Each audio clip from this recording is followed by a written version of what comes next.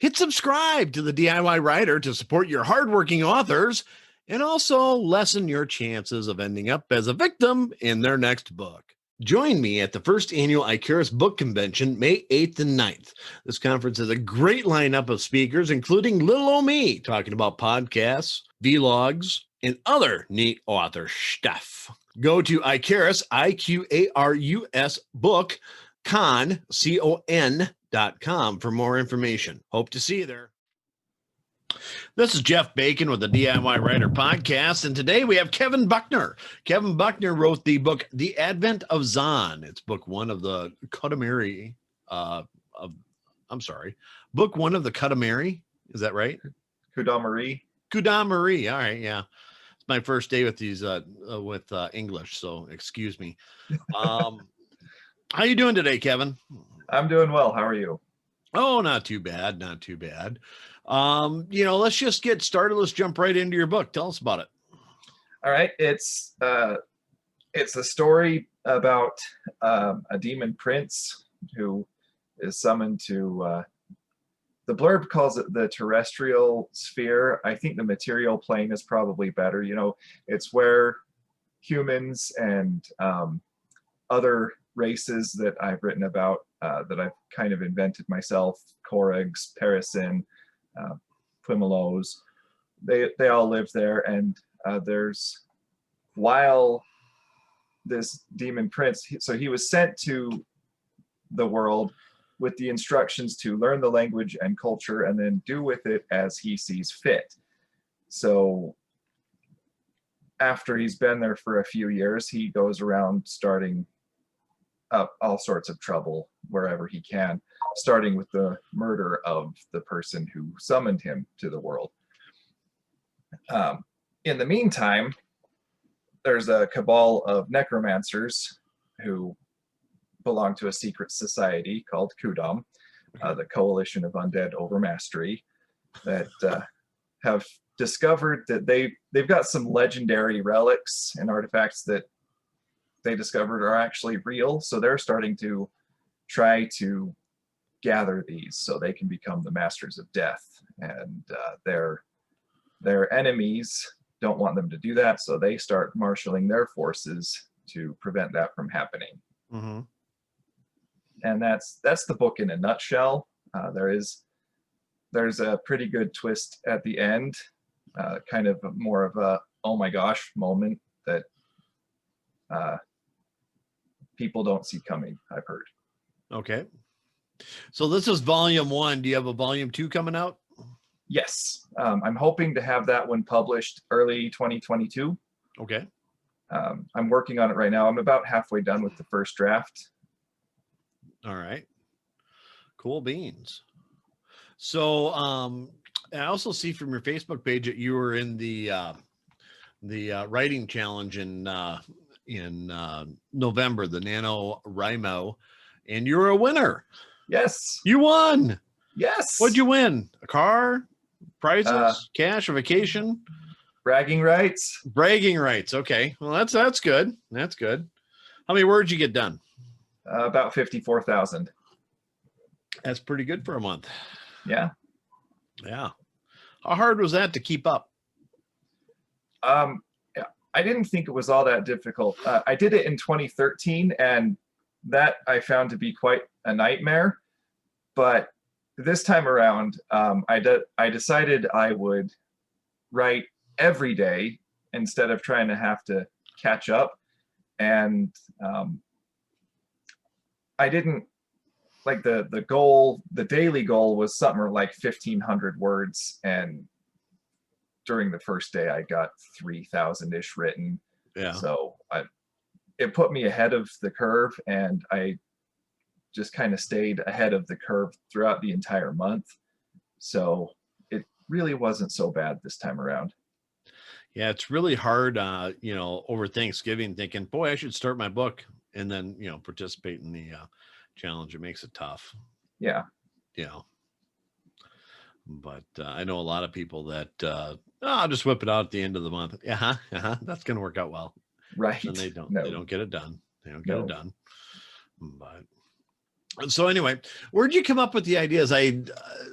For this advent of Zon. I mean, obviously, it's got kind of a creepy look at it. You got necromancers in there, and it is kind of horror related. Would that be a it's a horror? Yeah, there are a lot of horror elements, obviously, with demons and undead and everything in there.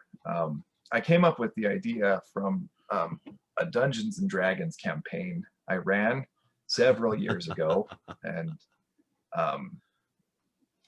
the thing is that I had started building this world, and I hadn't been in my current gaming group for very long, probably a year, okay, maybe less. When actually, I think it was much less. I think it was more like 6 months. When the DM said, "You know what? I'm done. Who else?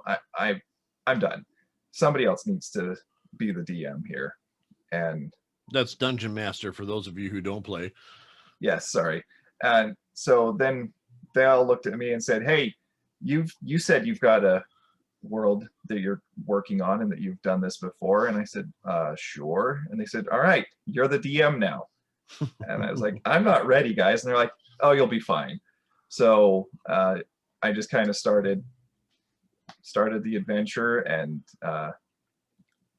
there was one of my characters who's like, "I want to play a shapeshifter." And I said, "Those don't really exist in my world. So you need to come up with a damn good reason why there would be a shapeshifter here, then and you're the only one of your kind."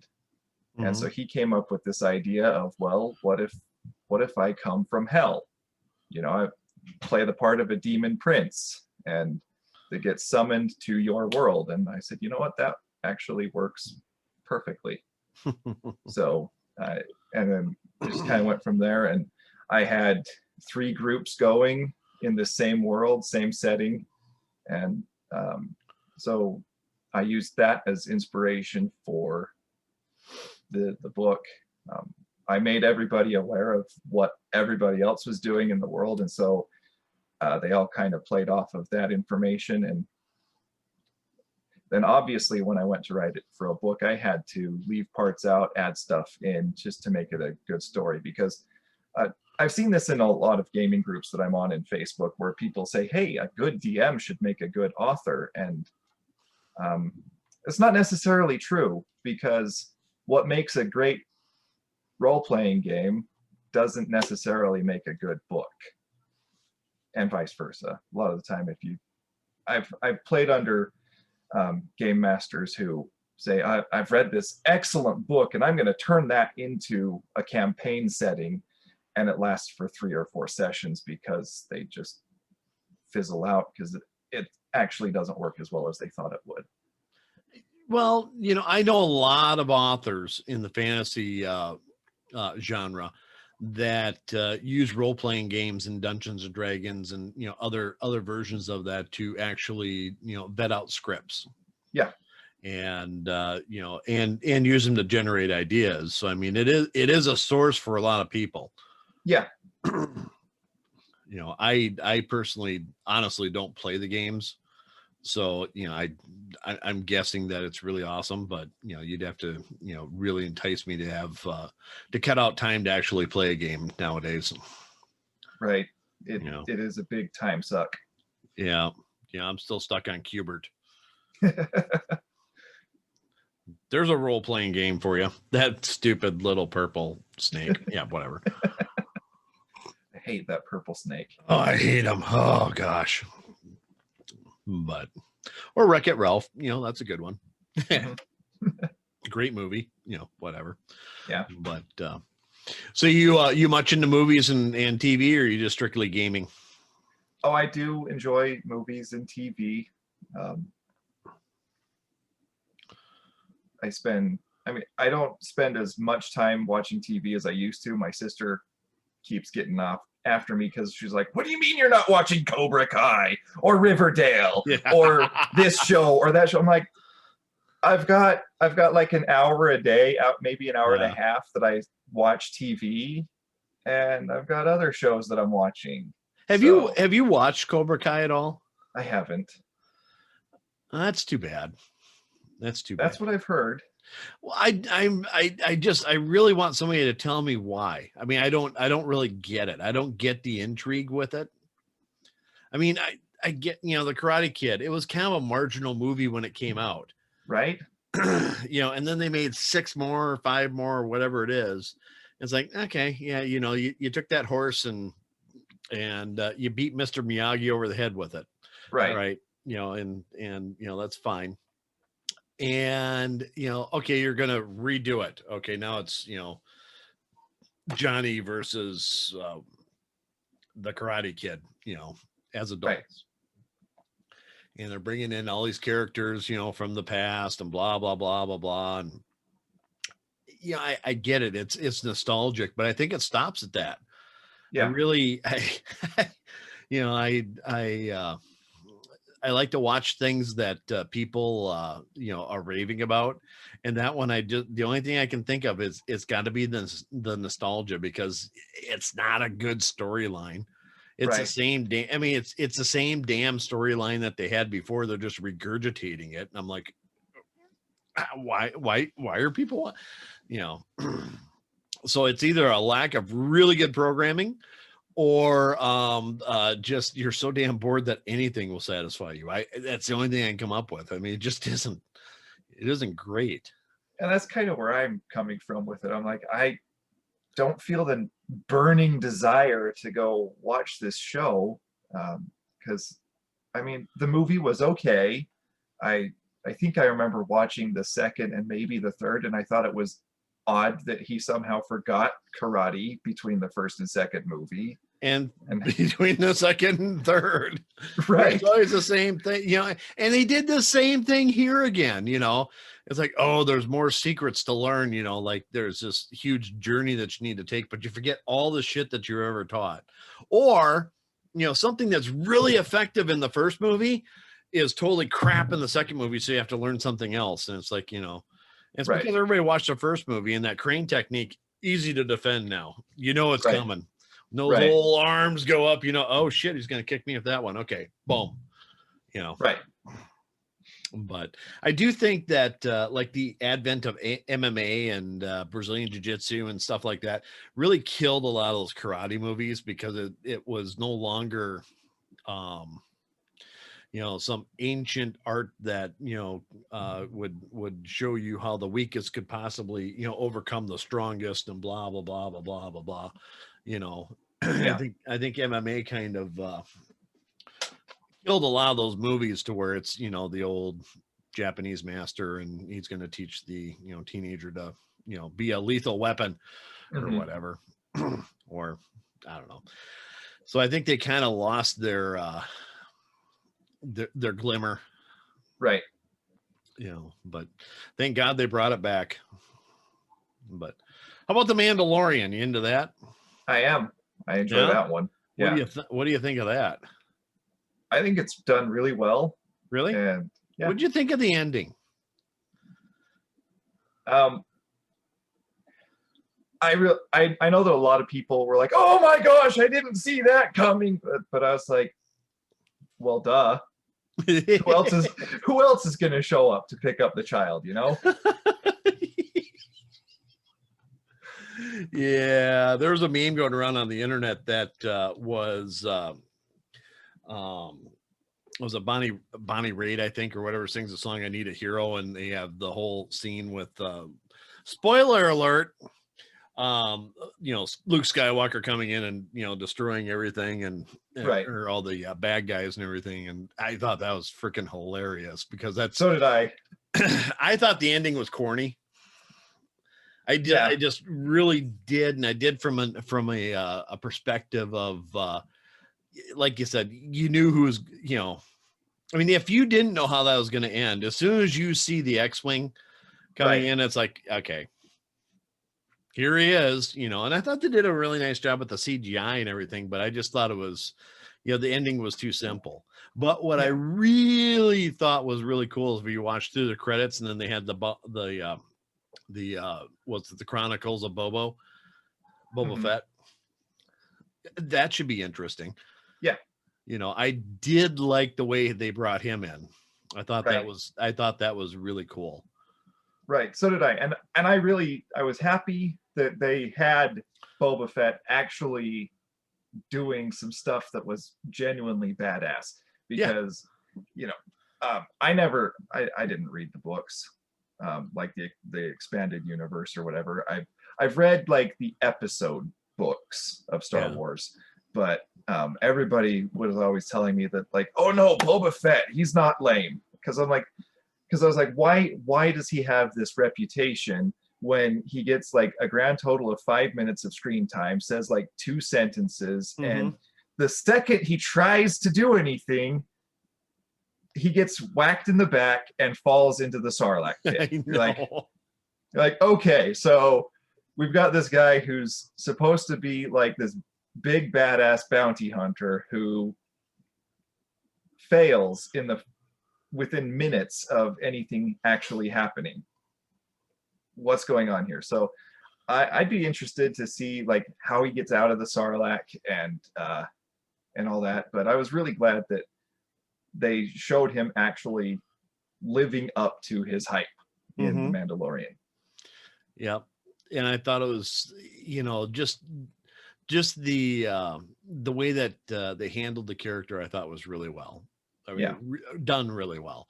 I think that it got a little too, like I said, that ending, that last episode, I don't know.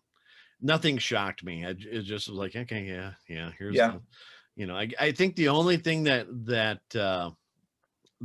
the only twist I could possibly say was like, oh, that's interesting, would be the him getting the dark blade, and all of a sudden these two have to fight now for it. Right. Okay, well, that was a cool little twist. Kind of saw it coming, kind of, wasn't paying attention enough to that aspect of it. Okay, yeah, that makes sense. But the rest of it, thanks, Luke, for coming and kicking everybody's ass. Yeah, thanks. Yeah. Here's the big bad, but I would have liked to see the dark blade go back to the what's his name, the big bad in the end. I can't remember his name now. Moff Gideon. What's that? Moff Gideon. Moff Gideon, yeah. And then watch him and Luke go after it, because that'd be kind of fun. Yeah. Yeah. Why not? He grabs it and like, I'm gonna. Yeah. Okay. Whatever. But I don't know. Just something other than what it was. Right. But so that's interesting. I also think it'd be interesting if they had an episode where evidently Baby Yoda, or whatever his name, Goguru or whatever it is now, when the Ben Solo comes along and mutilates everybody, all the Jedis, watch Baby Yoda finally get it. But which I'm assuming is what happened, because I've had about enough of his memes. Right. But so what else is on your mind? What else you want to talk about, man?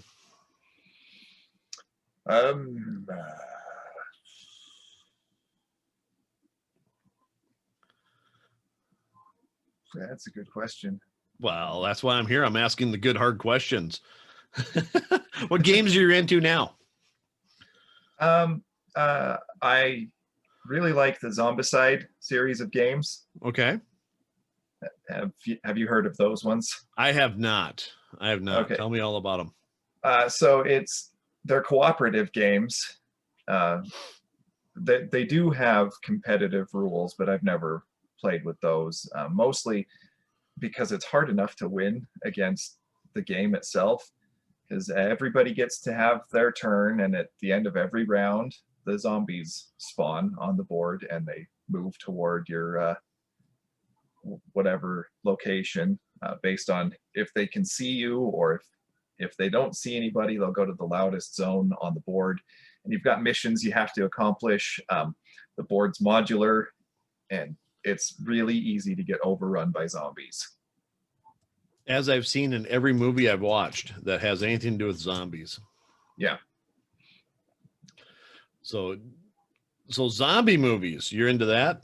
I am into zombie movies. Oh, okay. What's your favorite one? They're hilarious. Okay, what's your favorite one? Probably Shaun of the Dead. Really? Yeah. Okay. I mean, the Evil Dead trilogy is pretty good also. But I do like Shaun of the Dead. Shaun of the Dead. Okay. I think it's funny when I don't really think of that as a really, when I think of the best zombie movie, it's like, Fast or Slow or Shaun of the Dead. Okay. I don't know why it's just not quite on my radar for zombie movies, but yeah, kind of get it. What'd you like about it? I like that rather than, because zombies as a concept are silly, and that you've got all these movies that try to be serious about it. But I like that Shaun of the Dead really just embraced the silliness and said, we're going to make a funny movie instead of trying to be scary. Because, I mean, they invariably fall flat on their face when they're trying to be scary. Yeah. Because I don't know. I like zombies, but I have a hard time viewing them as something that is a terrifying monster. I'm like, if I were to encounter a group of zombies in real life on the street, I'd see them coming from a distance and say, oh, yeah, bunch of shambling corpses. I guess I just need to walk at a brisk pace to stay ahead of them. It's when the other group gets you cornered. Now you're in the middle of two groups. What do you do then? The brisk pace ain't going to help you, pal. That's now food. Well, I'd hope that I'd be intelligent enough to avoid a situation like that, or like climb a fence. I think are you a fan of The Walking Dead? I don't watch it as much as I used to. I was really into it with the first seasons, like the first 2 or 3, but then it started to drag. Yeah. Yeah, I mean, I think that one's becoming a victim of not knowing when to quit.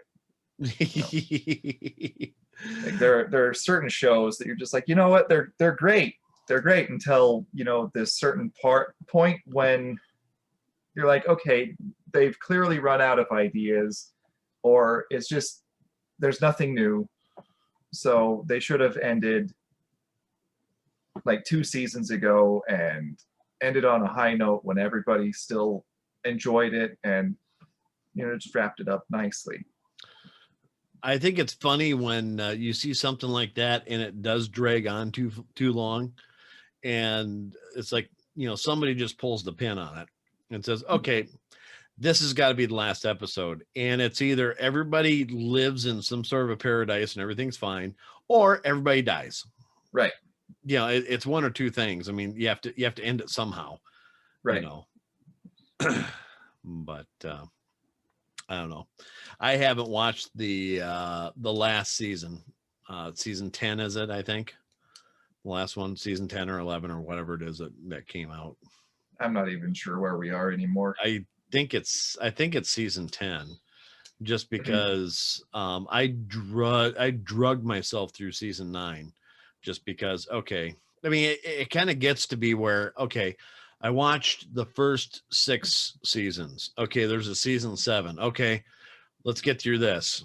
Oh, there's a season 8 now. Oh, crap. Okay. Well, now I've committed too much time to actually, this has got to be the end, right? No, there's a season 9. Okay. All right. Which I thought season 9 was probably better than season 6, 7, and 8. But, and then it's like, oh, just wait till season 10. It's really gonna raise the stake. Oh, no, it's not.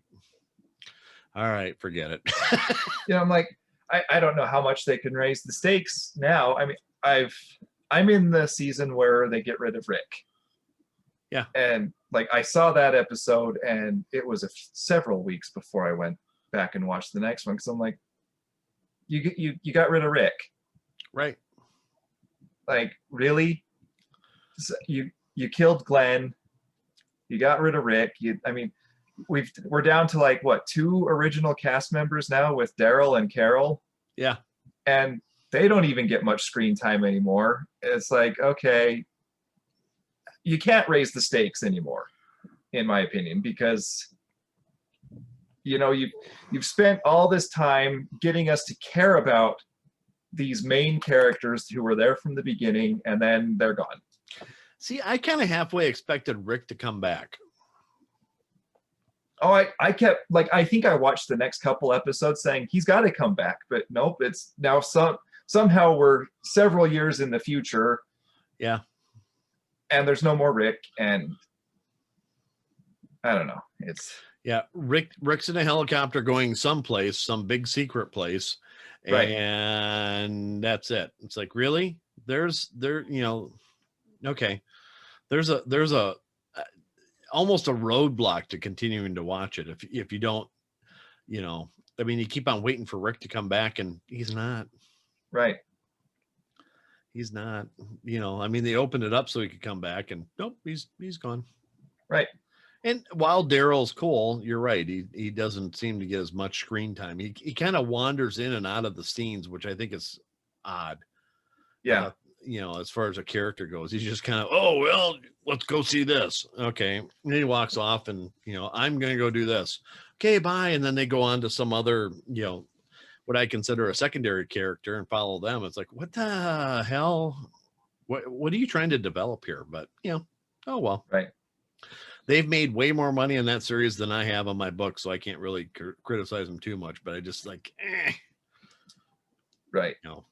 From a viewer's perspective, I'm like, yeah, bring Rick back. That'd be fun. That would be fun. But maybe they did in season 10. Who knows? So anyway, what else you like doing? Besides writing and writing and writing.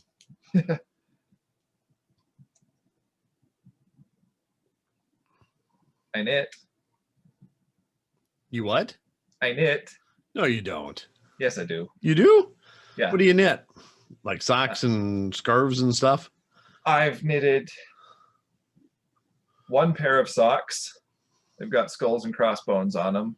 I decided that's probably the only way I was going to get socks with skulls and crossbones on them. I've knitted. You've heard of Amazon, right? This was prior to Amazon, yeah. Oh, okay. And I think they're probably higher quality than I'd get off Amazon anyway. They probably are. I've knitted a scarf. Funny story, my mother-in-law decided that she wanted to learn to knit. So she's like, will you teach me? And I said, I will. And she said, great, I'm going to knit a scarf.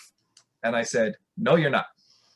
And she said, well, that's what I want to do. And I said, okay, but you're not going to start with a scarf. They take way too long.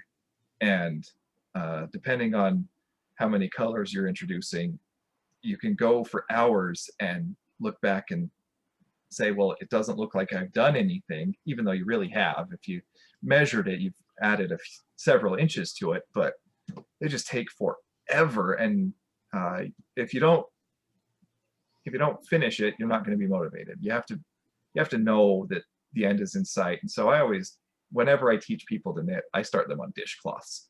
Okay. Like, they're quick, they're easy, and when you inevitably screw up, it doesn't matter because it's a dishcloth. Nobody cares. Nobody cares. Right. So I've done, I don't know how many dozens of dishcloths, because it's just a great way to learn. And if you want to do a new technique, you make a dishcloth to practice the technique, and then you can go use that somewhere else. So I've made gloves, socks, scarves, several beanies, a couple of blankets. Face masks? On a sweater. I haven't knitted any face masks. That's big business nowadays. It is. I just don't think that a knitted face mask would be very effective. It's not about effective. It's about look, man. I guess, yeah. It's about style. You can actually put a face mask underneath of it and pull it up and just be in style. Then you're double masking. That's true. I have not done that though. I actually saw that online. Somebody was selling knitted face masks, and at first when you look at it, it's like, what the hell? I mean, seriously. Yeah. Okay. That's not stopping anything. But what they did was they made like a pocket in there to to where you could put these inserts, and you had to buy the inserts from them too. So it was actually a face mask, but it was knitted, and then it had some sort of an insert that you put into it, and blah blah blah. Yeah, but I know myself. I sewed a few face masks for myself with my wife's sewing machine, and I sewed a pocket in there so that I could put a filter, make it a little more effective. And I think I put the filter in there for the first week.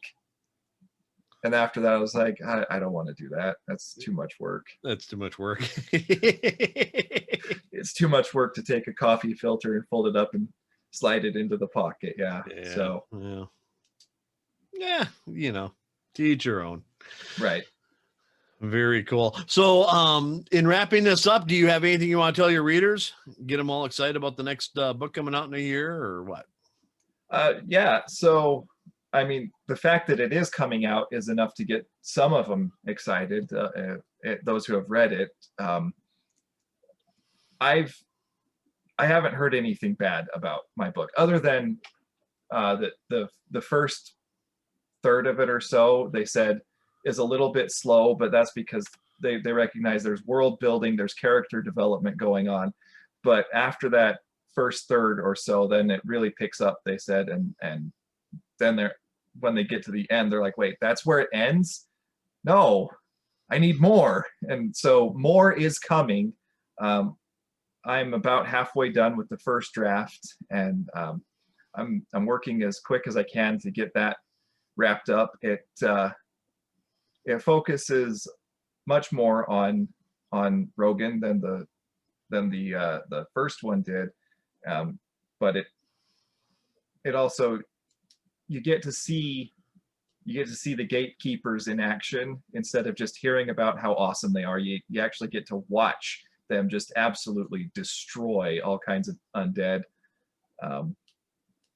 and it picks up right where the first one left off. Cool. It just jumps right in. There's action from the beginning. There's more character development. I think it's a good continuation of the story. I have what I call alpha readers. They read the first drafts as I finish the chapters, instead of waiting until I've written the whole thing and then revised it myself to give to a beta reader. And the one who really helped me with my first one, she had questions for just about every chapter and said, I think you need to rework this, and you could word this a little better. Well, that's helpful. Yeah, it was super helpful.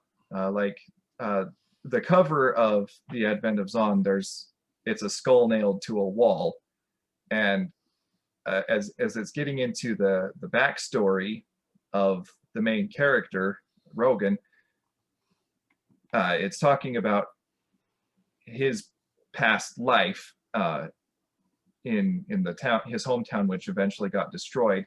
And she came to me and said, you know, I have a feeling that this Edol character is the one who's going to get nailed to the wall, because he was Rogan's bully when they were kids.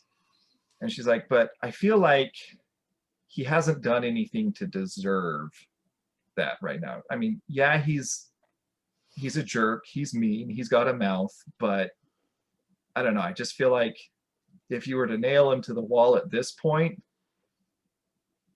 people would be upset by that. Mm-hmm.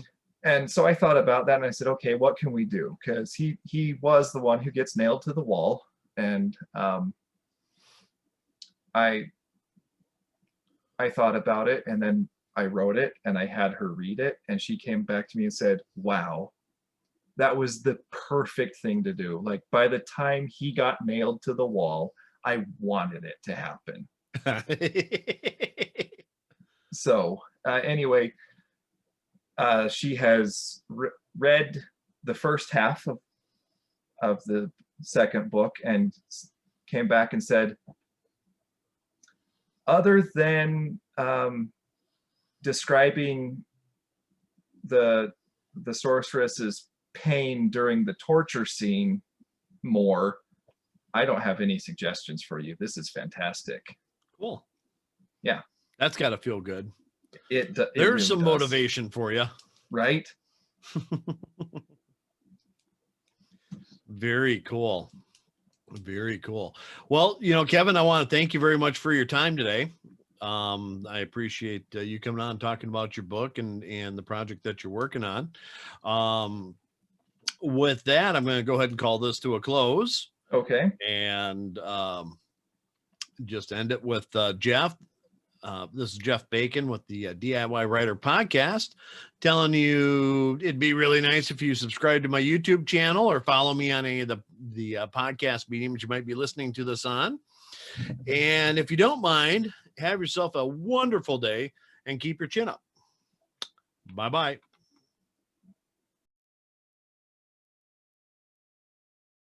Please hit the subscribe button.